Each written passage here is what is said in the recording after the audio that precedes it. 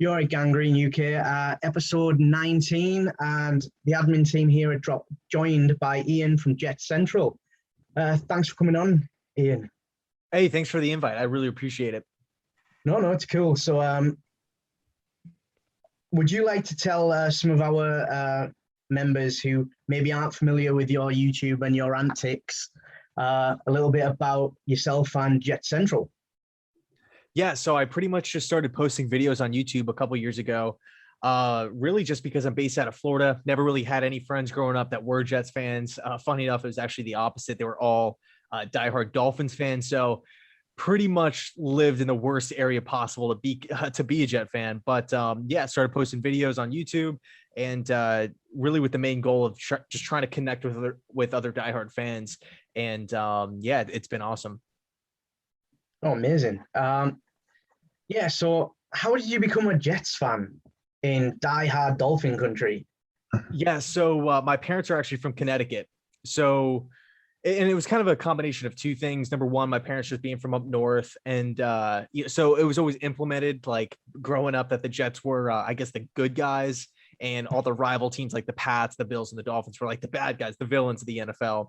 And then, of course, like all my friends being Dolphins fans, I just kind of wanted to go against the green. I didn't want to, just pick the hometown team. And, what better team than my dad's team, which was the Jets. Amazing. Yeah, I like that one. I love finding out people's origin stories of how they chose to suffer. Yeah. Because, I mean, we have suffered over the years. We have. So I know Kane had a few questions, so I'm gonna let Kane ask the first question, and then we'll just keep it going, guys. All right, let's start with what's your favorite memory as a Jets fan? Favorite memory as a Jet fan is probably the Monday Night Miracle, because I mean I was so young though, but realistically, like when I was actually like watching these games, knowing what was happening was probably like many Jet fans out there. The AFC divisional matchup between the Jets and the Pats in Gillette Stadium 2010. Definitely a special moment. Yeah, that was good. That one features a lot on everybody we talk to. Yeah. If you were slightly older, it's the miracle. And then that 2010 game didn't get much better than that, unfortunately, did it? That 2010 game was like one of the last peaks. Yeah, I know. And it's crazy how it all came crumbling down so quickly. I mean, of course, hindsight's 2020. You wish you would do some things differently, but still a great memory nonetheless. Yeah, absolutely. Favorite past Jets player? Oh, man, good one. I mean, there's so many of them.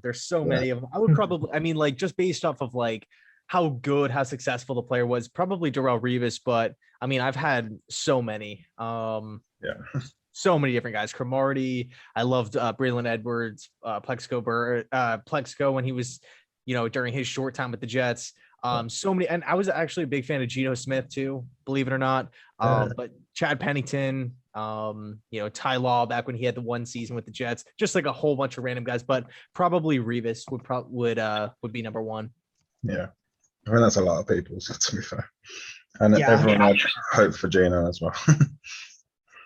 Yeah, I think it is that kind of thing, isn't it? Where I think we're all roughly around about the same age, so we all had roughly the same players. It's not until you go like to somebody in the generation above us when you start going down and they kind of pick an obscurity from the 80s, and you're like, oh, I'm gonna have to Google just to check.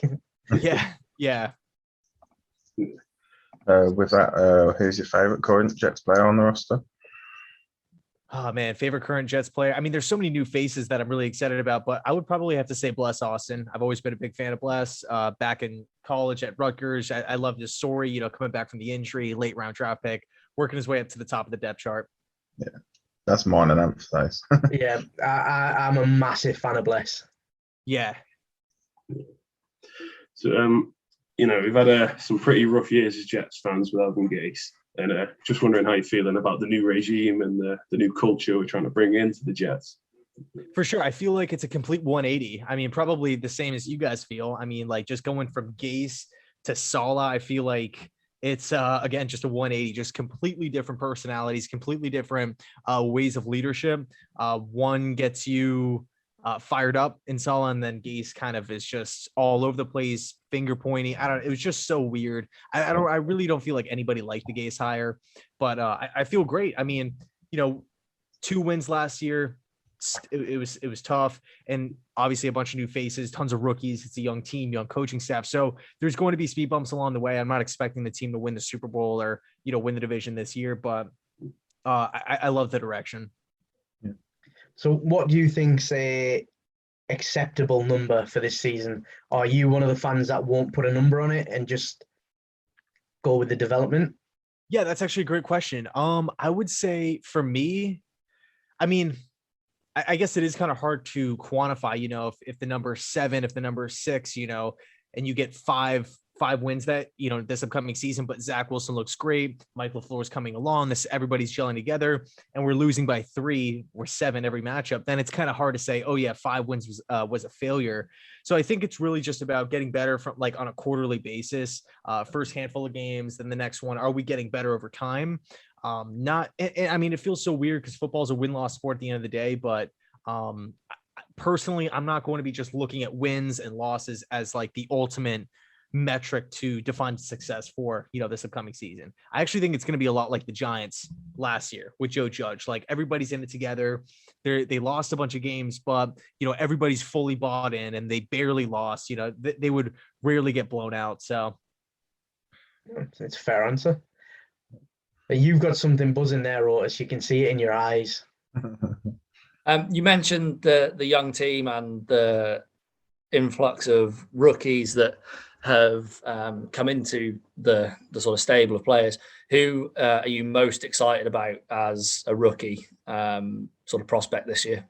Yeah, I mean, it's hard to say it's hard to say anybody other than Zach Wilson. Of course. But and I mean, I hate to give this generic answer, but I'm really excited about everybody. Wilson, Vera Tucker, Elijah Moore on offense, Mike Carter as well. On the defensive side, Nigel Dean's probably going to be a starter. After Gerard Davis's injury, we might see Jamie Sherwood out there as well. Eccles might get some time. There's a lot of players I'm pumped about, but I would probably say if I had to pick one, Elijah Moore. Mm-hmm. Especially because we haven't seen him yet as well.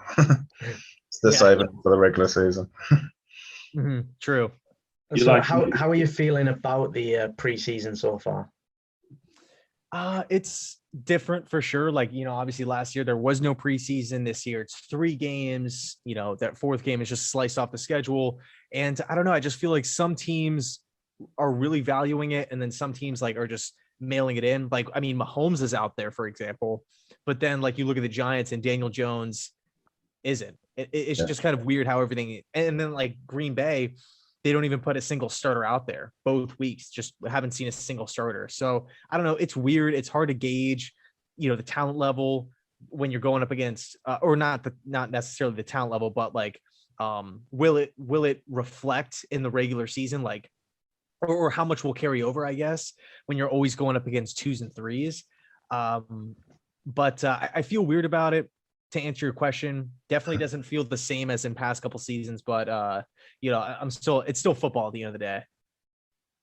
Yeah, I think it's nice for it to I think looking back with hindsight, I think last year suffered because of no preseason. I think Salah probably saw that better than anybody with, I think it was week 2 or week 3 when they played the Jets and lost pretty much their whole defense. Yeah. I mean, that could happen any game, but it is tougher when you haven't had a couple of warm-ups to get ready for it. I mean, I feel a lot better going into the season, having seen 2 preseason games. And obviously we've got one, what would be tomorrow, I think. Yeah. This one. So yeah, I think it's gonna make a big difference just getting those extra reps and seeing what we can get out of it. I just hope we do carry it over. Yeah, 100%. I agree with you. Do you think we'll have a 1,000-yard receiver this year? And if so, who? I do think so. I think Corey Davis is going to have a big year. I think Elijah Moore is going to have a big year as well. I don't know if it's going to be 1,000 yards, but maybe just underneath it for more, but definitely Corey Davis, of course, if he stays healthy for the entire season. Yeah, they seem like they got a lot of Chemistry. Potential. chemistry. Yeah. No, it's really good to see that. Like, obviously, we talk quite a lot about our opinions on what's going to happen, and it's always really nice when we come on with somebody who is like fully into the sport and in America, and they kind of mirror what we're saying. It does make us feel a little bit more better that we do know what we're talking about. Yeah. Yeah, 100%. Like, are you guys planning on going to the Falcons game? Yeah. So just before obviously you came on, we've just done a little video, like just discussing it. General sale for tickets was yesterday. Yeah. Wow, that seems so long ago. So yeah, we were all fortunate enough to get tickets, and quite a lot of our members have. And we've got guys coming from Sweden, from Germany, from France. So yeah, it's a pretty exciting time.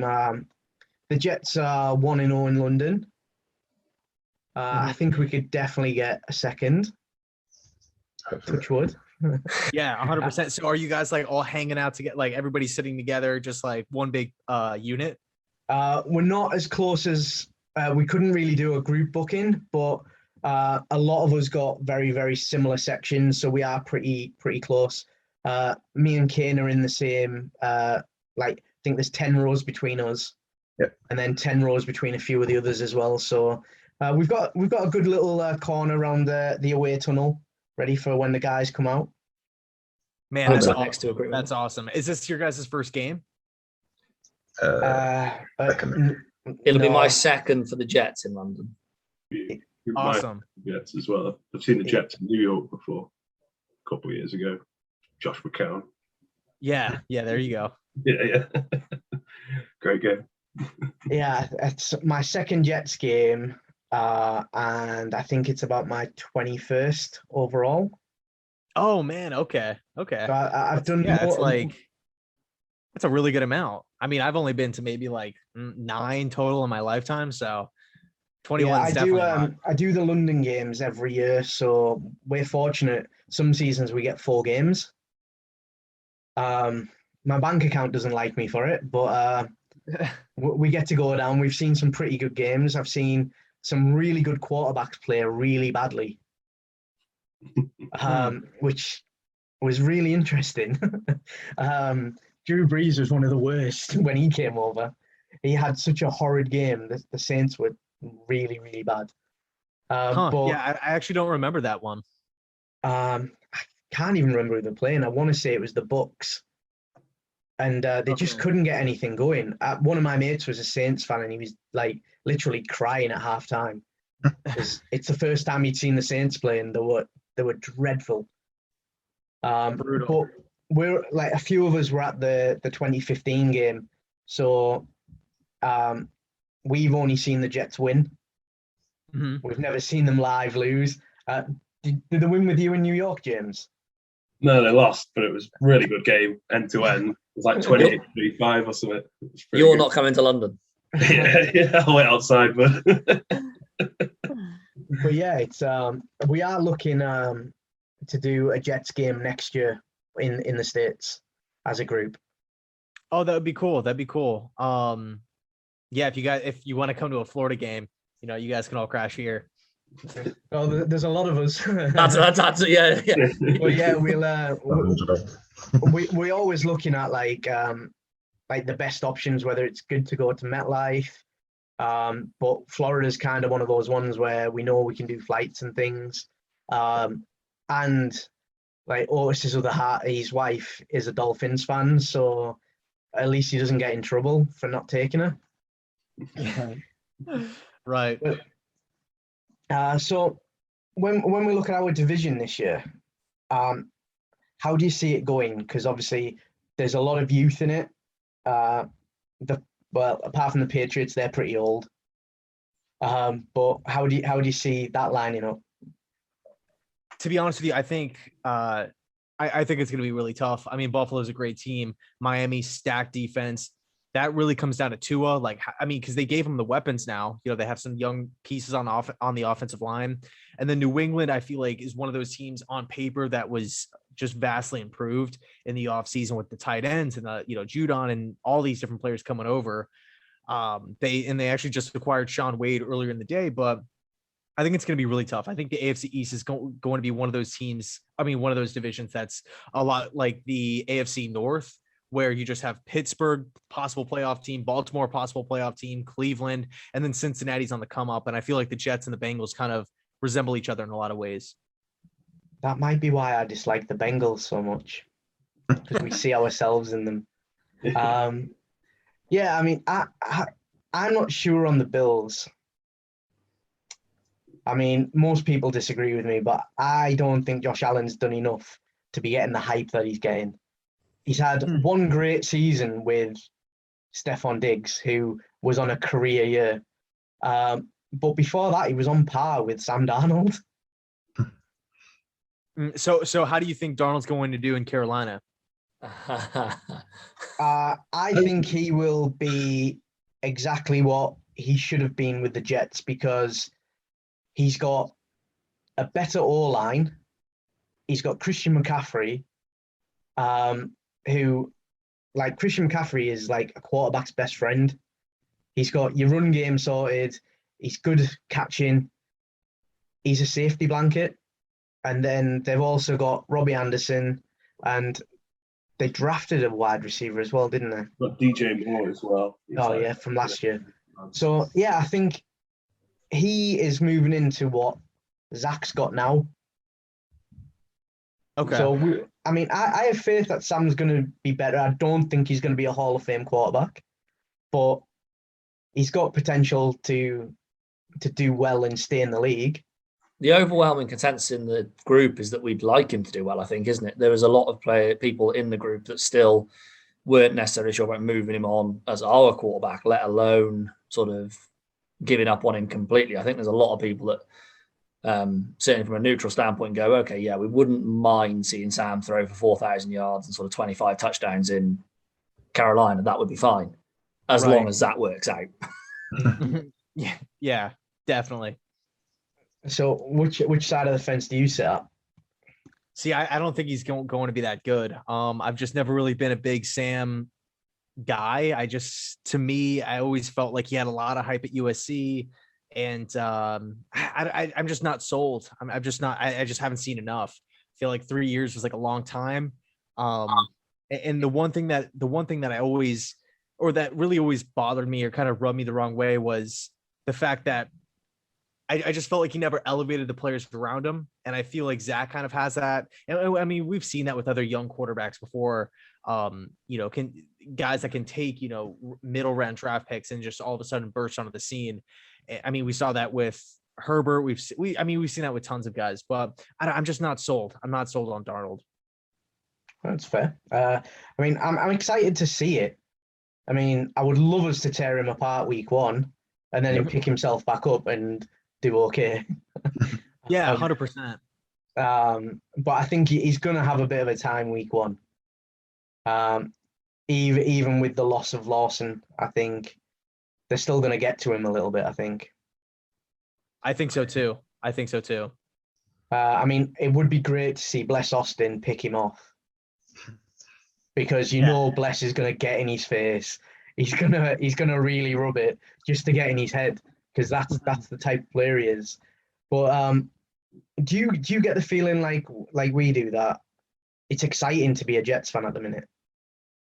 Oh, definitely. I mean, whenever you have like a rookie quarterback coming in, whether you're like a Jags fan, Bears fan, I mean, it's always super, super exciting. But I feel like with the Jets, we have like a new coach and a brand new defensive system, a brand new offensive system. So many free agent acquisitions like Davis, and obviously Lawson's out for the year, but even like the smaller like 1-year deals like Morgan Moses and LaMarcus Joyner, like small signings like that, I feel like are going to add to that excitement level. Who's your favorite free agent that we signed? Yeah, my favorite free agent signing, I would probably have to say Sheldon Rankins. Interesting one. I'm sure that. Yeah, just that second defensive tackle I felt like was going to be an issue in the 4-3.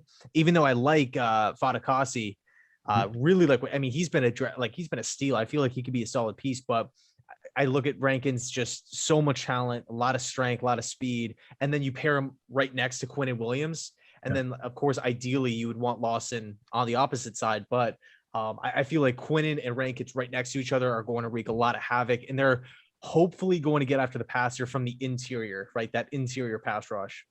Yeah, we were speaking about the D line, and we were saying that we've got not one D line, we've got a second D line as well, because all the backups are as good as they can disturb everyone.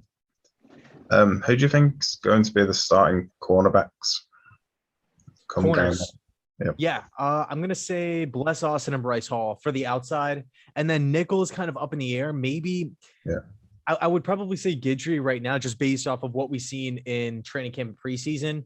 But I mean, I feel like that can, that could change at like halftime, in week one, or it might just be a rotation, because I feel like the Jets also really like Michael Carter as well. Yeah.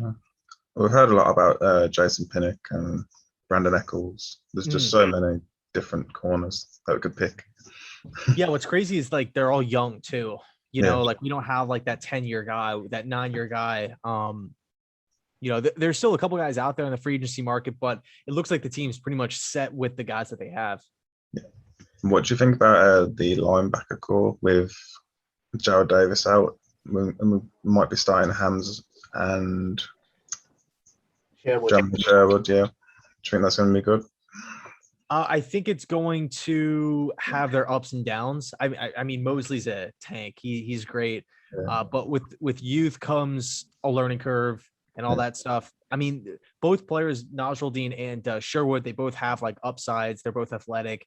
They both can cover. They both can do a lot of really good things. Versatile players. But, there is that, like I said, just that learning curve. So I feel like there's going to be lots of good plays, but also maybe lots of negative plays as well. But I mean, again, kind of going back to the first or one of the first questions, as far as like, how do you gauge success this year? I feel like it's just, are we getting better? Do we look better in week 10 than we did in week 2? At the end of the season, do we feel comfortable about these guys moving forward, or were they progressively getting worse over time? So ups and downs. I mean, the last time we paired rookies together was Jamal Adams and Marcus May, so hopefully. Yeah. So we get 2 firsts and a third in 3 years' time. Yeah. I'll take it. We were toying with the idea of doing Fatakasi and Rankins in the middle and trying Quinnen on the edge on some plays. Yeah, I mean, I feel like, I'll say this. I feel like whatever Robert Saleh wants to do, I'll trust it because of how much success he had in San Francisco. The one thing that scares me, though, is, you take a look back at Saleh's first year when he didn't have a lot of, pressure off the edge. The defense wasn't as good. But the second he got guys like Bosa and D Ford, even though D Ford didn't really work out, you're still adding that talent there. You're adding speed and strength off the edge. You're just getting in the backfield. All of a sudden, the overall defensive production shoots up. So whatever he wants to do, I'm not going to question it, is essentially what I'm saying. But I mean, hey, who knows what will happen. I like that approach. I mean, there is that thing about Saleh where you've mentioned his experience, but it just makes you want to run through a wall. I say it on every video. I mean, every time I see him and like see a video of him talking, I'm just ready to like literally just put on a helmet and run out a wall. Like, I'll just do whatever he tells me to do because you just trust the man. Yeah, like we were saying, the anti-gays. Yeah. Well, I don't say that word. It's deleted in my dictionary. What do you think is going on and going to happen with Denzel Mims? Do you think he's going to come back strong and challenge Cole for wide receiver 2 status, or do you think this could be the beginning of the end for Mims at the Jets? It's tough. I mean, personally, I really like Mims. I like what he did in Baylor. I like what he did last year. I feel like he has strength. He is, obviously like just 50-50 balls, powering out corners, boxing corners out, vertically, in the vertical like jump game, like the literal jump game. I feel like he could be effective. effective in the red zone, over the middle of the field. Like, I like Denzel Mims a lot, but I just feel like, the wide receiver position stacked. Cole, Crowder, Moore, Corey Davis. Like, those are 4 guys that can easily make an impact, on game day. And like a lot of the stuff in the offense too is like running backs out of the flat, and there's only so many passes that can go around. But if it was up to me, if I was LaFleur or Joe Douglas, I would try to find a role for Mims within this team, because I still feel like he can be a productive player. There's clearly been like a lot of stuff about him potentially being traded or winding up on a different team, but I don't want to give up on him just yet. Switching from that, we were talking earlier about the tight end situation. Obviously, a great showing from Croft the other day, but apart from Croft, I'm not really seeing anyone who I'm that trustworthy in. How are you feeling about the tight end situation? Yeah, tight end is it's one of those positions. Ryan Griffin, Yeboah, Herndon. We don't really have that, that George Kittle, Kelsey type of guy. So I'm thinking, maybe next year's draft, we can address it. There's, some talk about Zach Ertz, but again, older player coming to a super young team. I feel like tight end might be somewhat of an issue. And I feel like it might be a rotation as well, like Croft in red zone, Croft in third and shorts, Ryan Griffin, maybe. It all depends on how many guys we actually keep on the roster. But I did see that Herndon was listed as the tight end 1, I think a week or 2 ago. He's still there now. He is. He's at 1, Griffin at 2, and Croft at 3. Yeah, that's pretty interesting, because we've seen Croft do some really good things before, with Cincinnati. I think he had one season where it could have been 2018 or 2017, not sure which one, but he was really effective in the pass game. So, I'm not banking on that, but I would probably say right now Croft is my number 1 guy. And then I would look to, depending on, of course, if anybody emerges, awesome. But if not, then addressing that next offseason. Yeah, I found it really interesting looking at the depth chart, because they have Elijah Moore at wide receiver 2 behind Keelan Cole on the right side, as opposed to in slot where a lot of people thought he was going to go, which obviously we haven't seen a lot of Moore yet. So he must be showing something to kind of warrant the move outside. I know he's played both, but I think that'll be interesting. Because, I don't know. I really thought he was going to be that slot guy behind Crowder when potentially Crowder goes next year. Mm-hmm. Yeah, I think, one of the comparisons, you see all the time is Antonio Brown, who's like a shorter, shiftier guy that could win one-on-one, but he was also talented enough to go up against bigger, longer corners on the outside. If Moore can be AB, that'd be great, but I feel like he could be electric. He lined up all over the field at Ole Miss, even in like end arounds, reverses, things of that nature. In the short passing game, super effective, and also down the field, like up the seams, like through the middle.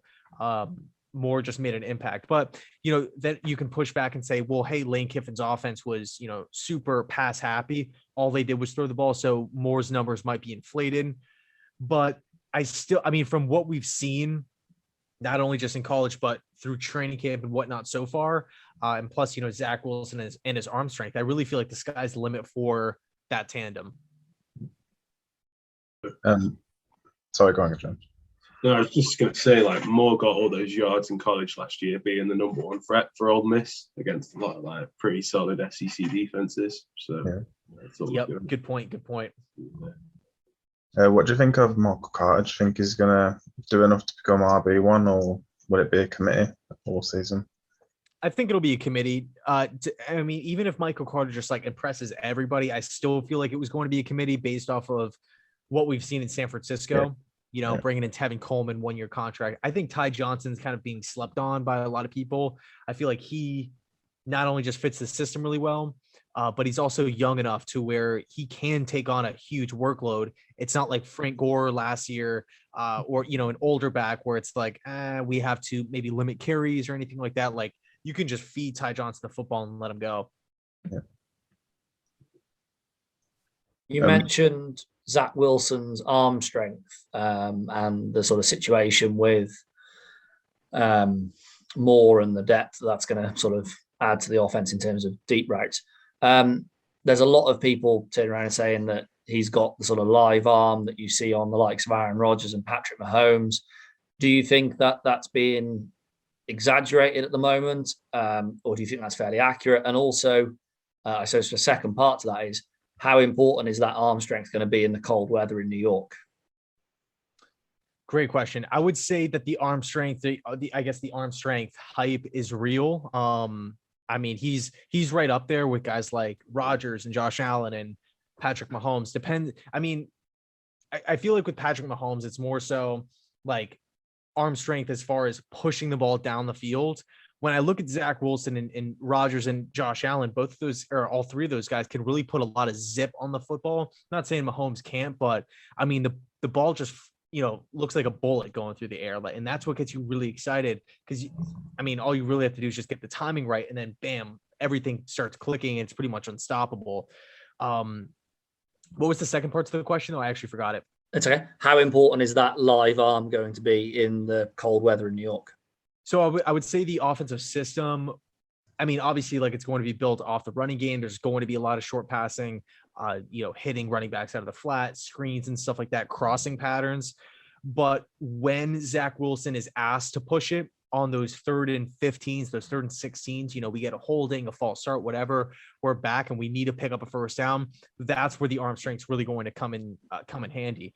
Like, we look at Jimmy Garoppolo. Yeah, he's not really asked to push the ball deep, but when it's time to push the ball deep, those 1, 2, 3 plays a game, it's just not there. They just barely connect ever because of the arm strength. And I get that it could be, maybe like an overrated quality in quarterbacks, like, oh, how powerful is the arm and stuff, because we've seen tons of strong arms or strong arm quarterbacks not pan out.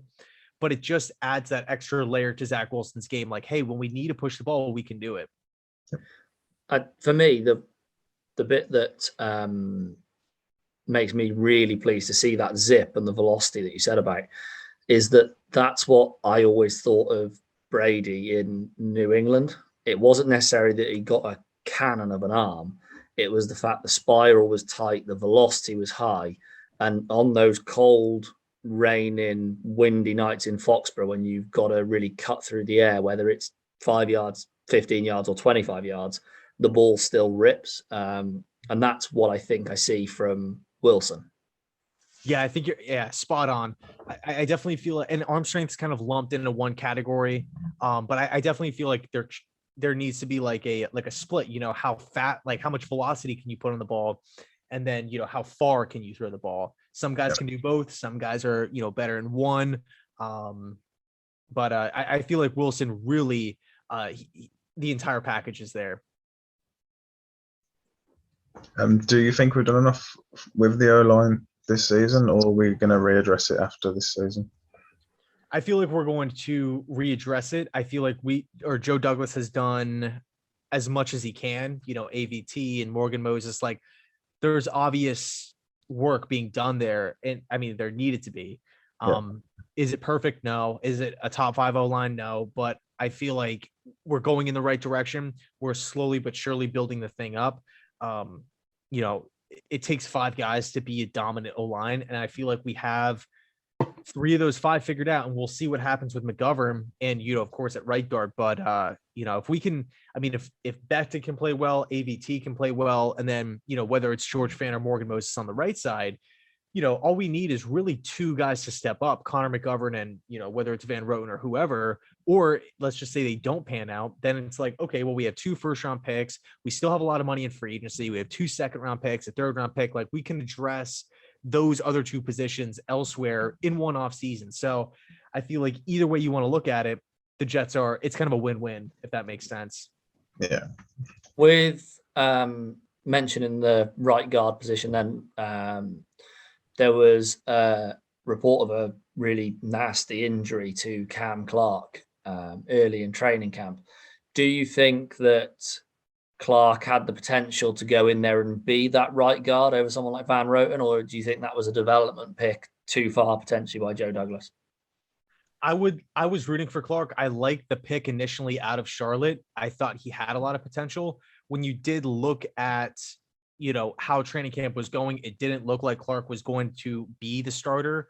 It looked like he was kind of battling for the backup spot. So even the second string wasn't guaranteed, which is a little unfortunate. And I mean, the same could be said with like a lot of these guys, with Ashton Davis, Jabari Zuniga. Like there's a lot of middle round picks that Joe Douglas made last year that it just kind of, Denzel Mims, I guess we can, I guess we have to throw his name into the mix now, where it just feels like, they're kind of battling to be backups, battling, like if they catch a lucky break, they'll become a starter. So that's a little questionable, but I like Cam Clark. I wish him nothing but the best and a super speedy recovery. But to answer your question, I don't think he was going to be the starter this year, at least. Yeah, it's quite interesting on the Ashton Davis because he's currently 4th on the depth chart. I know it's weird, which technically is 6th because obviously you've got the other 2 safeties playing strong. It's like obviously I had high hopes for him, but JT Hassel and Bennett Jackson have both overtook him. Mm-hmm. So yeah, that could be a difficult situation in a couple of weeks. I think it's also a difficult one because of the change in defensive situation as well. I don't necessarily think that the 4-3 defense suits Ashton Davis as well as the original system he was drafted 4-3-4. He has the speed to cover as a single high safety and to be that guy that goes sideline to sideline. And I'm not sure that it's going to be something that safeties are asked to do necessarily in this system. It seems like with the amount of zone that Salah played in San Fran, the corners take the long third and the safeties take the middle third.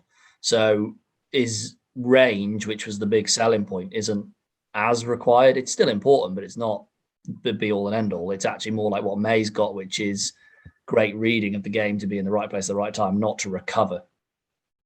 I mean, the other thing that could be going against him is he's on the pup list at the minute as well. Yep, true. And I don't know if you guys can still hear me, but my screen just went black and popped back on, so I don't know how long I was out for. But yeah, Davis is currently hurt, but I mean, like Otis, you bring up a great point just as far as scheme fit. He was picked kind of by by Greg Williams, and the 3-4. I mean, the big reason why Greg Williams, he ran the 4-3 in St. Louis, LA, Cleveland. He comes to New York. He's still, he rolled out the 3-4 because of personnel. And it was just too big of it was too, massive of a overhaul, I guess, to switch. And I mean, Davis, I haven't really taken that good of a look at Ashton Davis. But I mean, everything you said sounds 1000% spot on. Yeah. So I've watched a fair few videos on your channel, mate, and I was just wondering what's your football background? Did you play in school, or is it you just a big devoted fan and learn the schemes, or what's so knowledge? Yeah, 100%. So growing up, I always played. I loved it. Once I got to high school, and I kind of realized the work or the amount of time that I would have to put into doing, just going every single day in the summer and every single day after school. I didn't want to do that. I didn't want to commit to it. So, looking back, I kind of wish I did, but, at the time I just wanted to go to the beach and hang out with my friends and just do other stuff. But I was always glued to the TV as far as NFL and college football. And then as I got a little bit older, I started emailing back and forth and then actually meeting with different coaches and stuff like that. And then that's when I really started to learn X's and O's and everything like that. Not so much professionally or anything like that, but with college coaches and high school coaches and high school coordinators and different quarterback coaches and stuff. So personal ones, not that work with teams, but they'll help, high school quarterbacks and college quarterbacks and stuff like that. So that's where I really started to get into it. And then I started picking up books because there's so much stuff that you can learn in books, regarding systems and West Coast systems and everything like that. I mean, I'm not there's a million other people out there that know more than me, but I would say honestly, just the college system, the spread systems and everything like that. I'm more familiar with than the NFL, pro styles and all these different things that are happening. That's it. So which college team do you follow? So a lot of that's actually based off of like coaches. So I didn't go to one of the big, the big powerhouse schools or anything like that. I grew up near University of Miami, Florida State, and UCF as well. But I'll keep tabs on like a lot of different teams, like Rutgers, which is in New Jersey, right near where the Jets play.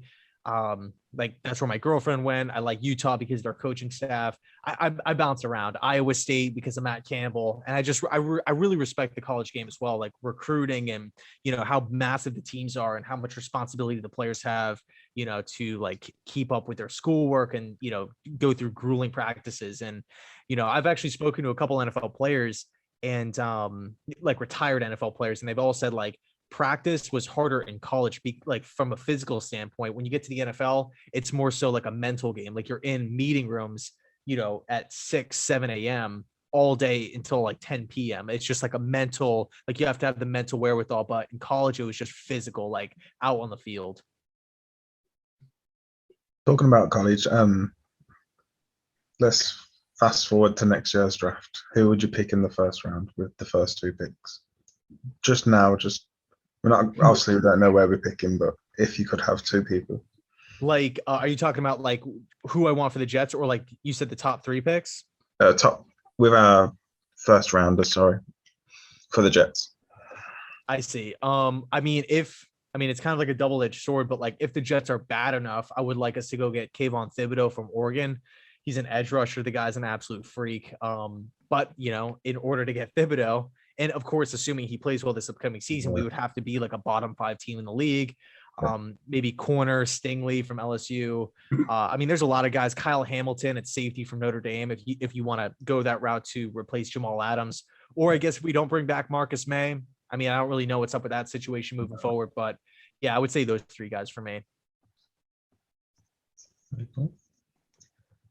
Yeah, and it's an interesting one. I think the Oregon State edge, I think that's everybody's consensus number 1 pick at the minute.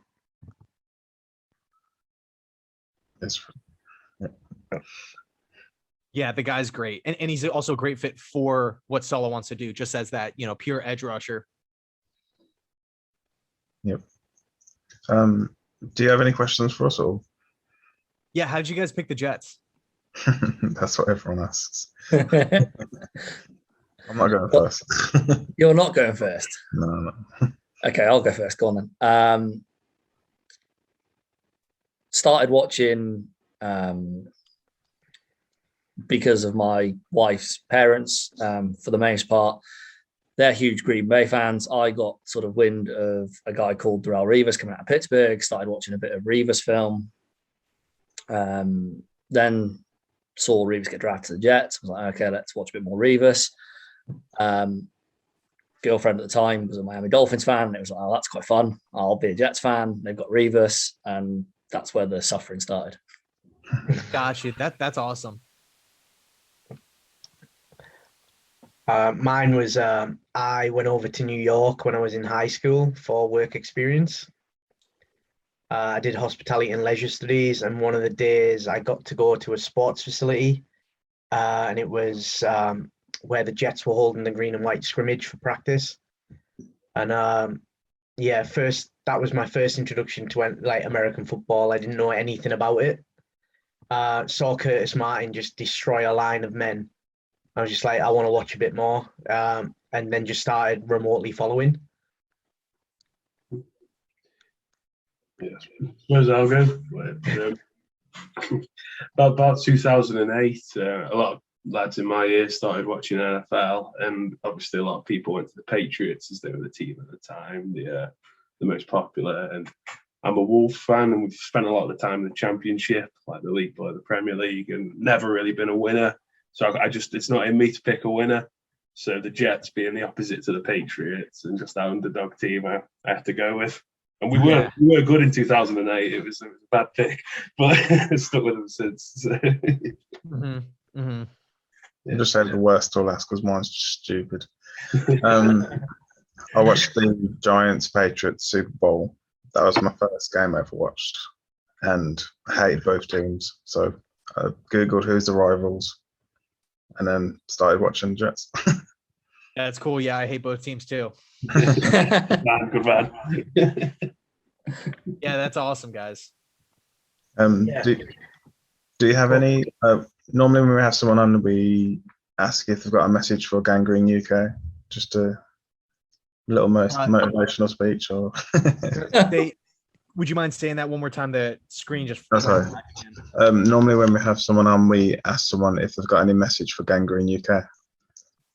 Yeah, I would just say, well, I'm going to say this, like it's a lot easier being a fan if you're in the States, just because you can go to a sports bar, watch the games. You can go, if you live in the area, you can go to the games and everything like that. But after talking to, people that live outside of the country that watch the NFL and that are interested in that are actually like diehard fans, it's unbelievable. So, anybody that's in this group that, you're not from like the United States is, I just think it's the coolest thing in the world. Like, you guys are the definition of diehard fans. Like, that's it's incredible, to be honest with you.